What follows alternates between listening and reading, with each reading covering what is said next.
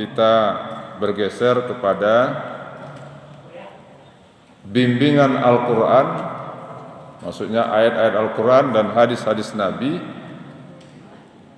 tentang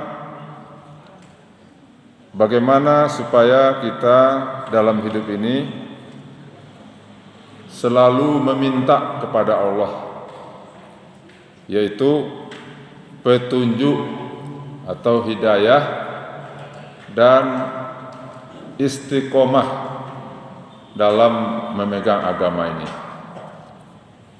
Nah, jadi dalam judulnya Su'alul Huda Wassabatu 'aladdin. Nanti kita akan melihat Bapak dan Ibu ayat-ayat Al-Quran dan hadis-hadis Nabi yang terkait dengan tentang hidayah dan istiqomah atau konsisten dalam beragama. Ini sangat penting Bapak dan Ibu. 3 nikmat Allah yang diberikan kepada kita yang besar-besar. Pertama, nikmatul hayat, nikmat hidup. Hidup ini diberikan oleh Allah kepada manusia, jin, malaikat, tumbuh-tumbuhan, binatang, hidup. Tapi apakah sekedar hidup? Itu tidak. Bagi manusia, hidup itu kata Allah adalah allazi khalaqal mauta wal hayata liyabluwakum ayyukum ahsanu amala. Allah menciptakan mati dan hidup. Untuk apa hidup itu? Adalah untuk mencari, menguji kamu, kata Allah, mana yang paling terbaik amalnya. Ya, sampai kalah kita manusia ini dengan hewan, dengan tumbuh-tumbuhan, di mana hewan dan tumbuh-tumbuhan itu diciptakan oleh Allah adalah untuk manfaat bagi manusia. Jangan sampai kalah manusia ini dengan tumbuh-tumbuhan. Tumbuh-tumbuhan diciptakan oleh Allah, semuanya adalah untuk dimanfaatkan oleh manusia ini. Ada yang dimakan, ada yang jadi obat, ada yang dipakai untuk rumah, dan lain-lain macamnya. Nah, maka kita manusia juga Bapak dan Ibu harus menjadi manusia yang bermanfaat. Itu nikmat hidup. Dan hidup ini sangat terbatas. Bahkan dari segi usia mungkin kalah umur kita dengan sebahagian dari tumbuh-tumbuhan. Di Amerika itu kabarnya ada batang kayu yang umurnya lebih dari 100 tahun itu. Kita umat Nabi Muhammad ini Bapak dan Ibu umurnya antara 60-70 gitu. Tapi harus bermanfaat, harus berarti. Yang kedua, nikmat Allah yang tidak kalah pentingnya adalah nikmat kemerdekaan. Lebih tinggi daripada nikmat hidup. Hewan diciptakan oleh Allah tidak merdeka, manusia diciptakan oleh Allah merdeka. Maka kalau umpamanya kita dihadapkan kepada satu pilihan antara hidup dengan merdeka, maka kita akan memilih hidup merdeka. Biarlah tidak memilih merdeka daripada hidup.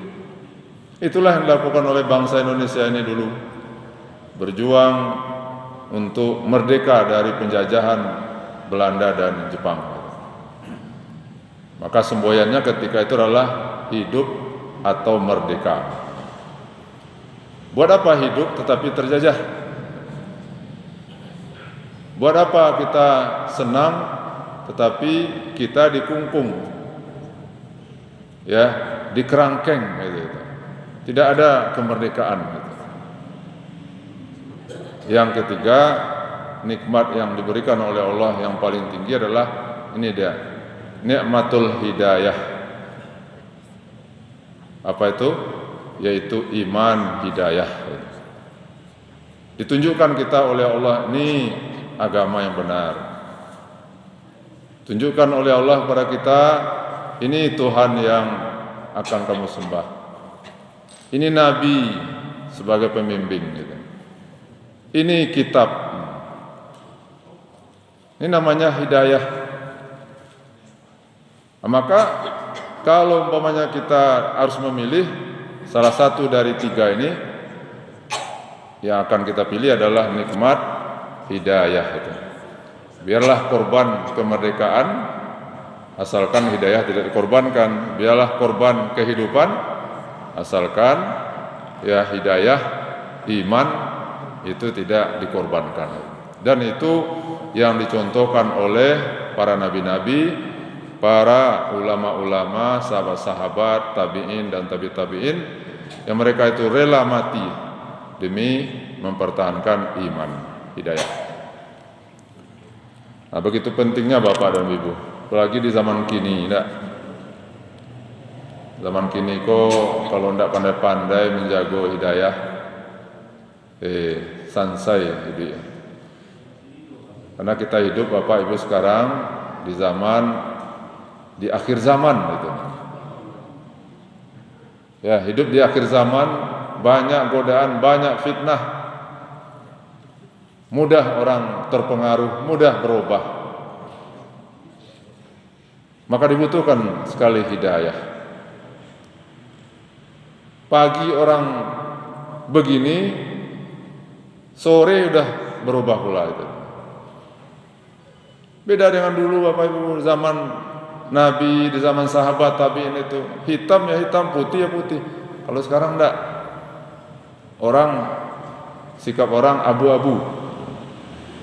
Nah, disitulah dibutuhkan hidayah, iman, keyakinan,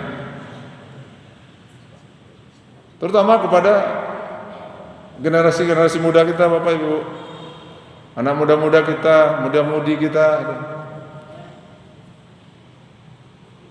Diperlukan sekali yang disebut dengan agama.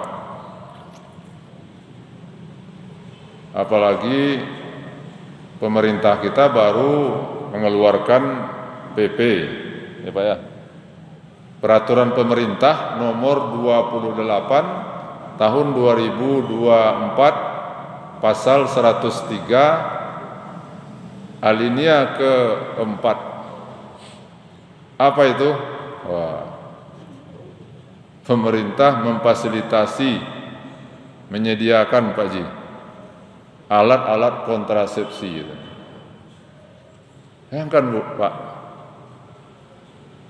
entah bagaimana cara nanti, apakah ke sekolah-sekolah nanti dibagi-bagikan bukan hanya makanan gratis tetapi kontrasepsi gratis. Kalau itu yang terjadi, saya coba diskusikan dengan anak-anak di sekolah itu. Gimana tanggapan kalian itu? Semua anak-anak itu menolak. Kenapa? Ini namanya jalan seks bebas Ustadz katanya. Ini namanya remaja, anak-anak muda didorong untuk berbuat maksiat Ustadz katanya. Jadi hati nurani anak-anak muda itu, pelajar itu tidak setuju itu Pak Bu. Nah, sekarang tokoh-tokoh Islam, ormas-ormas Islam sedang berjuang mendesak kepada pemerintah ini supaya mencabut PP itu. Cabut itu. Kenapa?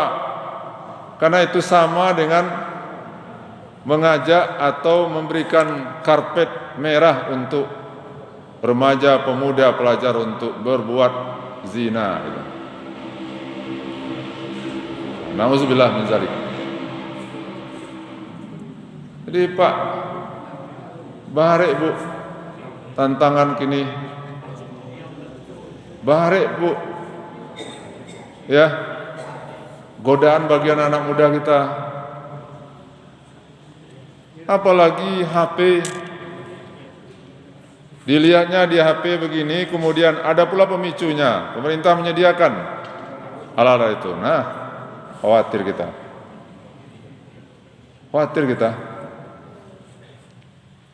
Bakal banyak terjadi perbuatan seks bebas.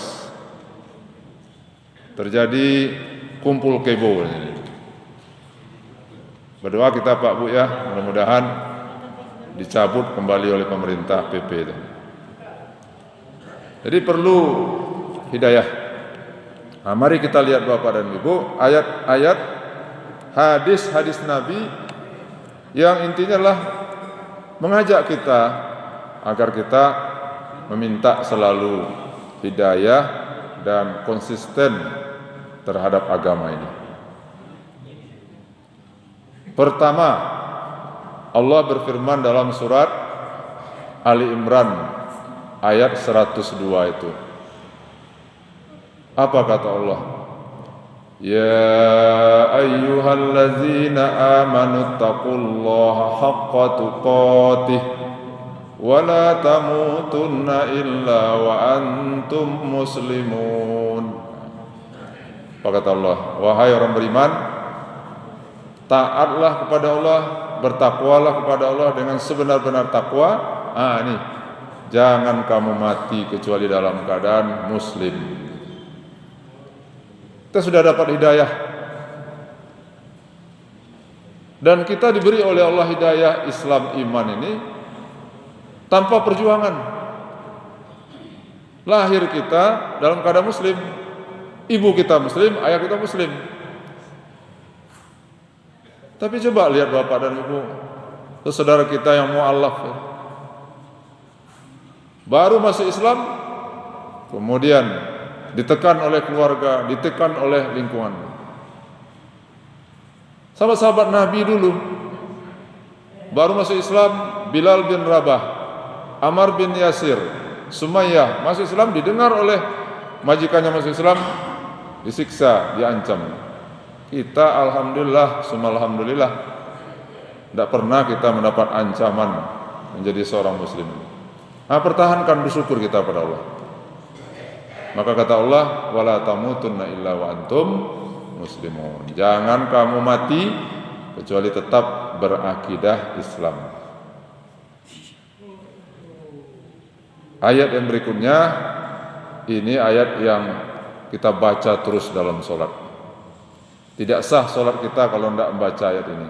Suratul Fatihah. Apa itu? Ihdinas siratal mustaqim, siratal ladzina an'amta alaihim ghairil maghdubi alaihim waladdallin. Diajarkan kita oleh Allah dalam surat Fatihah ini, ihdina, ya Allah, beri kami hidayah. Wah, dapat hidayah, lah jadi seorang muslim. Tapi kenapa kau diminta juga ihdinas siratal mustaqim? Karena bisa-bisa hidayah itu akan hilang dari diri seseorang itu, sehingga orang itu jadi murtad. Nauzubillah min dzalik.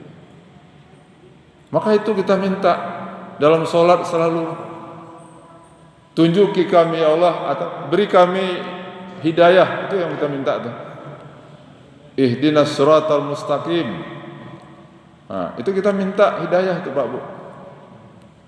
Jadi jangan kita merasa aman, nyaman, mentang-mentang sudah muslim, lalu tidak perlu lagi ya minta petunjuk, minta hidayah kepada Allah.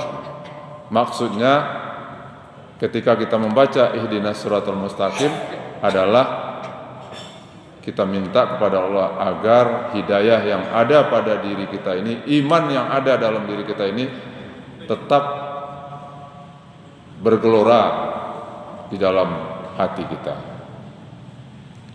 Sampai kapan? Ila akhiril hayat, sampai akhir hayat kita. Nah, itu kata Allah tadi, wala tamutunna illa wa wa antum muslimun. Berilah kami hidayah ya Allah sampai kami mati. Bahkan tidak sampai di situ Bapak Ibu. Dibimbing kita oleh Nabi kita, lakinu mautakum la ilaha illallah. Supaya hidayah itu sampai ke ujung, maka kata Nabi, ajarkan orang-orang yang akan mati dari kamu itu kalimat la ilaha illallah. Inti saripati daripada hidayah itu Pak, Bu, la ilaha illallah. Itu ujung daripada hidayah itu la ilaha illallah. Makanya orang kan kalau masuk Islam membaca la ilaha illallah, mati juga membaca la ilaha illallah. Tuh. Jadi itu ayat dalam surah Al-Fatihah. Kemudian kita temukan juga di dalam surat Ali Imran ayat yang ke-9. Allah menunjukkan kepada kita, Rabbana la tuzigh qulubana ba'da idh hadaitana wa hab lana min ladunka rahmah innaka antal wahhab. Saya yakin, percaya Bapak Ibu sudah hafal itu ayat itu dan sudah dibaca itu dalam doanya. Ya Bu, hafal Bu? Alhamdulillah. Rabbana la tuzigh qulubana. Apa artinya? Ya Tuhan kami, la tuzigh qulubana, jangan engkau palingkan, jangan engkau gelincirkan. Apa yang digelincirkan? Qulubana, hati kami. Karena sumber hidayah itu, tempat hidayah itu adalah di hati Pak, Bu. Oleh karena itu kita minta pada Allah, ya Allah, ya Allah, jangan engkau gelincirkan hati kami ini. Karena hati mudah tergelincir. Karena hati itu namanya bolak-balik. Oleh karena itu minta, jangan sampai hati kita ini yang sudah dimasuki oleh hidayah, jangan sampai hati ini mengeluarkan hidayah itu, yang masuk adalah hawa. Sekali hati ditempati oleh hidayah, selamanya dia merupakan wadah daripada hidayah tadi. Makanya Allah menunjukkan kepada kita, Rabbana la tuzigh qulubana ba'da idh hadaitana. Ya Allah, jangan engkau palingkan, gelincirkan hati kami setelah engkau beri kami hidayah. Awak mungkin semenjak awak ditiupkan roh di dalam perut ibu awak, nah disitulah kita bersaksi kan itu. Saksi kita. Apa kata Allah? Alastu birabbikum? Hei manusia, kata Allah, lai kalian aku ini Tuhanmu, kata Allah. Jawaban awak, qalu bala syahidna. Maka roh itu menjawab, benar,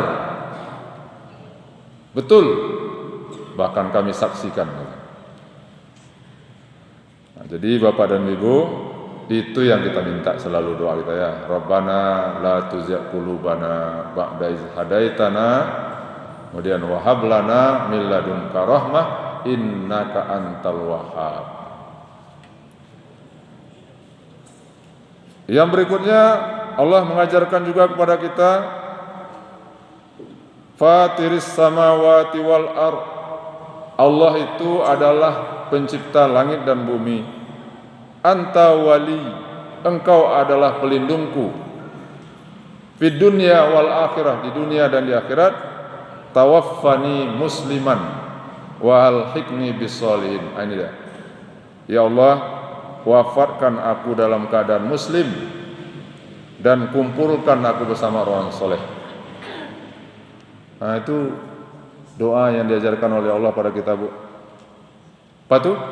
Tawaffani musliman. Itu apa ibu apa ndak ada. Tawaffani musliman. Pun ada pe, ya Allah, matikan ambo dalam keadaan muslim. Matikan ambo dalam keadaan Islam. Jangan mati dalam keadaan kafir. Jangan mati dalam keadaan musyrik. Jangan matikan aku dalam keadaan munafik. Tapi apa? Tawaffani musliman. Kenapa itu yang kita minta, Pak Bu? Karena hidup hanya sekali. Mati selama-lamanya. Apa jadinya kalau mati dalam keadaan kafir, mati dalam keadaan musyrik? Tapi kalau mati dalam keadaan muslim, maka Allah Subhanahu wa taala akan memasukkannya ke dalam surga. Ada pertanyaan, Ustaz, kalau seandainya ada orang muslim yang melakukan dosa besar, umpamanya dia membunuh, sebelum tobat dia meninggal dunia, apakah dia itu kafir atau masih muslim? Kalau dia membunuh, dia tidak sempat tobat, maka dia tetap muslim. Itu bagaimana nasibnya nanti? Maka menurut keyakinan kita sebagai Ahlussunnah wal Jamaah, orang itu diazab dulu dalam neraka. Setelah itu baru masuk surga. Kecuali dosa besar syirik, musyrik. Mati dalam keadaan syirik, mati dalam musyrik, picayojo kepada jampi-jampi, picayo kepada jimai, kalau ndak iko ndak laris gale, ndak laris iko cincin iko yang membuat awak bisa sehat, selamat, mati dalam keadaan begitu, itu kata ulama-ulama kita mati dalam keadaan musyrik. Kalau musyrik itu kekal di dalam neraka. Tapi yang kita harapkan adalah kita Islam langsung masuk surga tanpa transit dulu ke neraka. Amin ya rabbal alamin. Itu yang kita minta. Kita bapak dan ibu membaca hadis kan itu kan. Itulah keutamaan generasi sahabat dan tabi'in. Generasi sahabat dan tabi'in itu di dalam hadis, mereka itu semuanya masuk surga. Kita juga masuk surga, umat Islam belakangan surga. Tapi menurut hadis itu, bahwa generasi sahabat dan tabi'in itu mereka tidak ada yang singgah dulu ke neraka. Semuanya langsung masuk surga. Bapak dan Ibu. Jadi itu saja yang kita baca doanya Pak ya. Setiap berdoa, tawaffani musliman, ya Allah. Ya Allah, matikan ambo dalam keadaan muslim. Itu coba. Artinya kita minta supaya kita tetap dalam berhidayah kepada Allah Subhanahu wa taala. Berikutnya kita lihat hadis-hadis Nabi Bapak Ibu. Yang Nabi juga berdoa dengan seperti ini. Nabi mengajarkan pada kita apa doa supaya kita tetap dalam hidayah Allah, tetap konsisten, komitmen, istiqomah dengan hidayah Allah Subhanahu wa taala ini. Banyak doa-doanya Bapak Ibu di buku ini. Tapi kita coba beberapa doa Nabi saja itu. Yang pertama, doa yang dibaca ketika kunut. Kita kan tidak berkunut ya. Tapi walaupun tidak berkunut, sudah subuh itu, tidak salah kalau doa ini dibaca ketika berdoa. Mungkin sebagian bapak, ibu hafal doa ini ya. Apa bunyi doanya?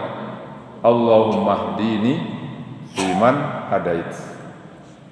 wa afini fiman afait, wa tawallani fiman tawallait, wa barik li fiman a'tait, wa qini syarra ma qadait, innahu la yuzillu mau walait, tabarakta rabbana wa ta'alait. Kalau Quran panjang kan tidak ada mungkin yang subuh itu pakai kunut itu. Di daerah lain ya pakai kunut. Supaya jangan rugi Pak, Bu, Pak, hafalkan doa ini, baca doa ini. Doa ini bukan untuk orang berkunut saja, tapi kita baca dalam doa kita. Apa yang kita minta? Allahumma hdini fi man hadait. Ya Allah, ya Allah, berilah aku hidayah. Fi man hadait, sebagaimana Engkau berikan kepada orang-orang yang sudah Engkau beri hidayah. Ikut saja minta Allah tu Bu. Di solat doa Allahumma hdini fi man hadait. Allahumma hdini fi man hadait. Ya Allah, beri aku selalu hidayah, kuatkan imanku, itu intinya. Penting ini. Kalaupun awak tidak berkunut mana tidak, baca aja kok. Tapi orang yang berkunut dia di habis subuh kan beda dengan kita itu. Kita tidak baca ini saja. Karena kita tidak berkunut subuh, tidak apa-apa. Kita baca doa ini. Allahumma hdini fi man hadait. Kalau bahasa sama Allahumma hdina fi man hadait. Cuman dewak sorang-sorang kan. Kita baca Allahumma hdini fi man hadait.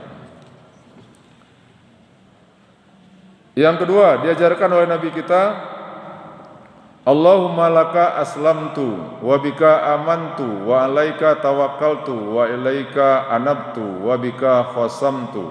Allahumma inni a'udzubika bi'izzatika la ilaha illa anta antudillani antal hayyul allazi la yamut wal jinnu wal insu yamutuna.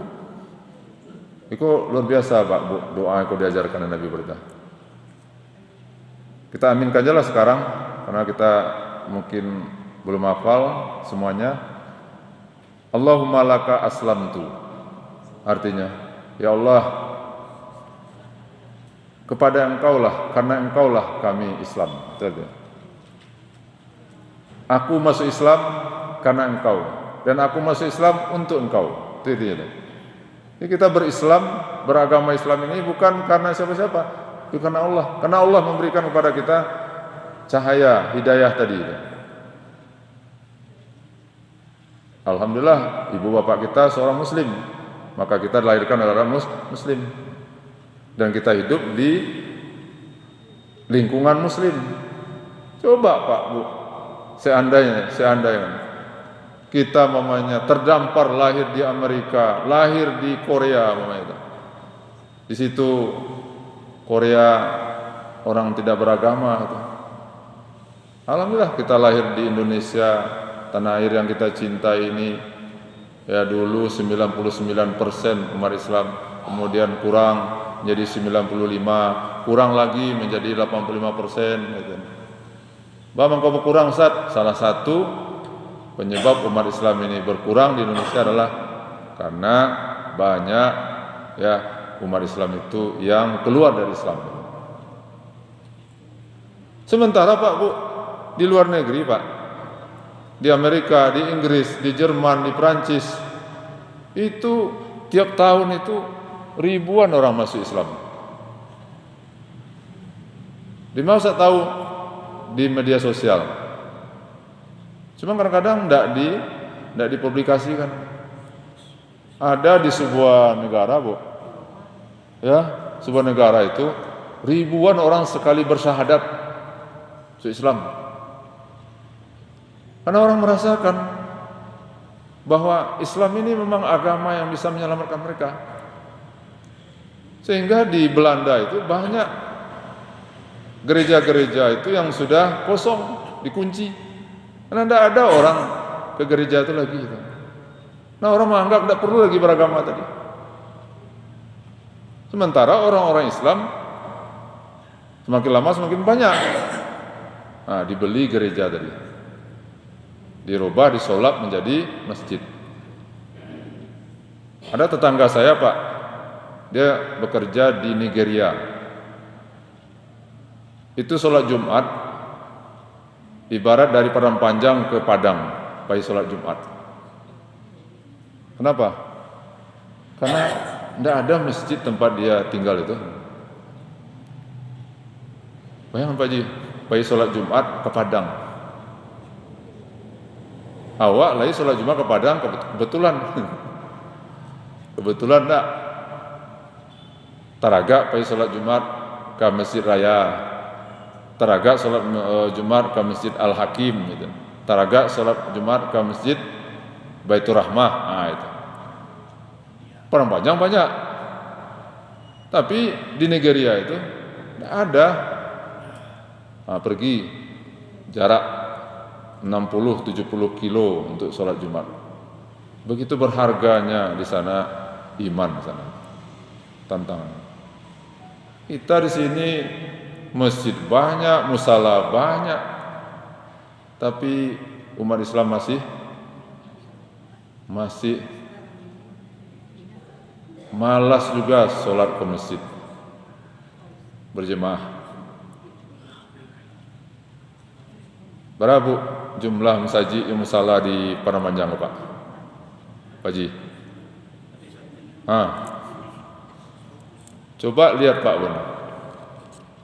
Coba lihat berapa jumlah jemaah setiap masjid musala di Padang Panjang.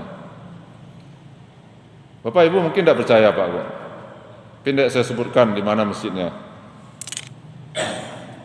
Saya pernah tidak jadi ceramah Pak Padang Panjang ini. Kenapa? Karena habis sholat jemaahnya tinggal 3 orang.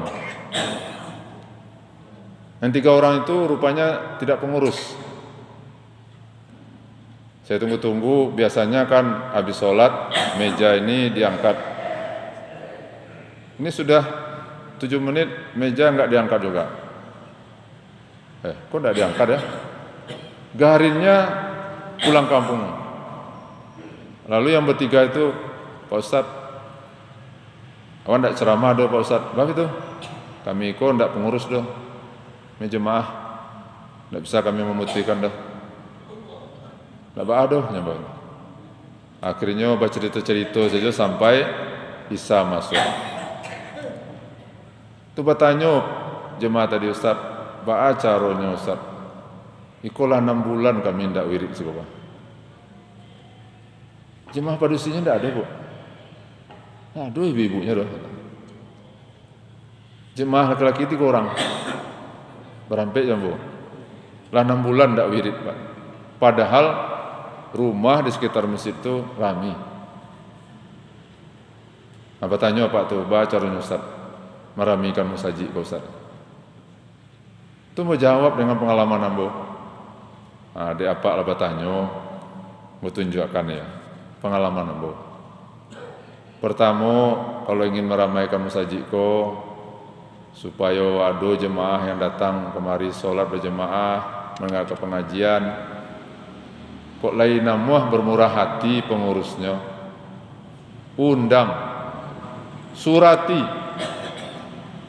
ajak, antakan sore-sore undangan setiap wirid sekali seminggunya ke rumah-rumah tadi, cari orang agiahnya beli rokok.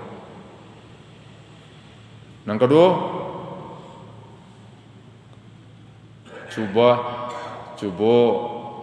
angket ketua RT-nya, perangkat RT-nya untuk jadi pengurus masjidnya. Bapak itu Ustaz, karena RT, ketua, sekretaris, bendahara ini kan punya jaringan ke masyarakat. Mudah-mudahan kalau RT-nya ikut jadi pengurus masjid, nah inilah nanti akan menjago-jagoan, mengajak-ajak. Dan ketiga, masukkan pemuda-pemudinya menjadi pengurusnya, Bu. Karena nemu doko capek kaki, ringan tangan. Bu contohkan di kampung Ambo. Mengadakan kegiatan namanya training kepemimpinan 3 kali. Yo Pak, alhamdulillah. Dididik mereka, di-training mereka dengan kepemimpinan. Sehingga jumlah remajanya ada sekitar sampai puluhan. Rame Mas Haji. Jadi kalau pemuda kita bawa, kata Mbak, ajak ketua pemuda, ketua itu mana? Masukkan jadi pengurus. Ini nanti akan mengajak adik-adiknya. Mas Haji kok. Saya lihat di bapak ibu-ibu nak buka di YouTube, ada namanya di Sukabumi itu Pak, Masjid Sejuta Pemuda. Nah Bu, nah, ya. Itu kenapa masjid itu disebut dengan Sejuta Pemuda? Karena sudah 1 juta pemuda yang datang ke sana. Dan kegiatan itu semuanya masjid itu dipercayakan oleh masyarakatnya, dikelola oleh pemuda-pemudanya. Kalau itu pondok bisa Bapak Ibu, Masjid Sejuta Pemuda, padat kegiatannya. Itu Pak Utambo. Mungkin 3 kiat untuk meramaikan Masjid Wakon. Anda tahu entahlah jadi dilaksanakan. Tapi memang sedih kita Pak. Ndak ada baurah Bu. Sementara Pak Bu, kalau kita adakan kegiatan-kegiatan yang sifatnya keramaian, ramai orang. Penutupan hari perayaan ya kemerdekaan diadakan di sebuah tempat sampai jam 2 malam Pak Bu. Rame ya, Pak. Kirim video deh kawan itu.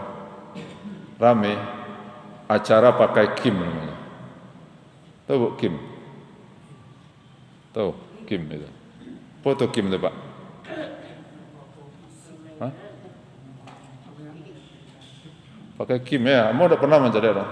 Rame. Ya. Karena ada hadiah ya. Hadiah itu. Rame Pak. Ada orang duduk di aspal aja. Rame. Padahal yang diharapkan apa?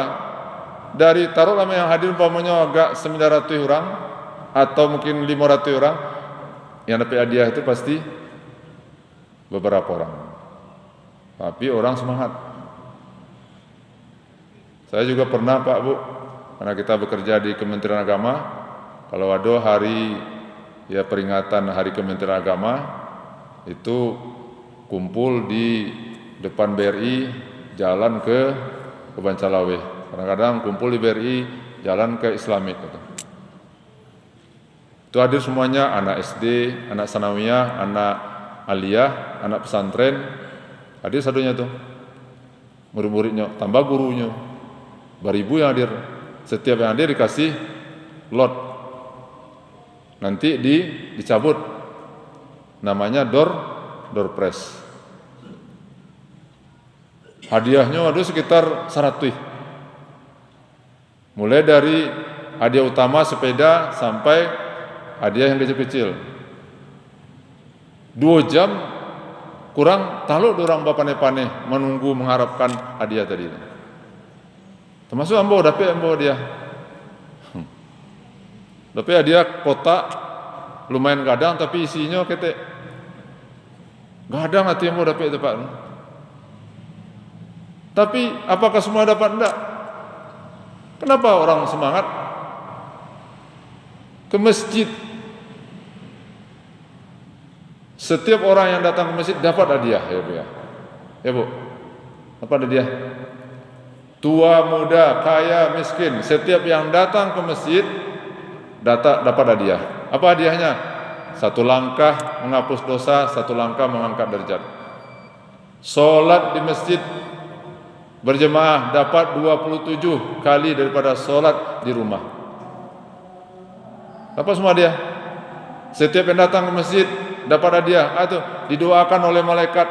Apa doa malaikat? Allahumma firlahu warhamhu. Ya Allah, ampuni dosanya, rahmati dia. Tapi Bapak Ibu, orang tidak mau mencari, mengejar hadiah di masjid ini. Inilah perlunya hidayah. Apa acaranya Bapak Bu? Supaya orang tertarik ke masjid, supaya orang tertarik ke musala untuk mendapatkan hadiah dari Allah tadi berupa pahala tadi.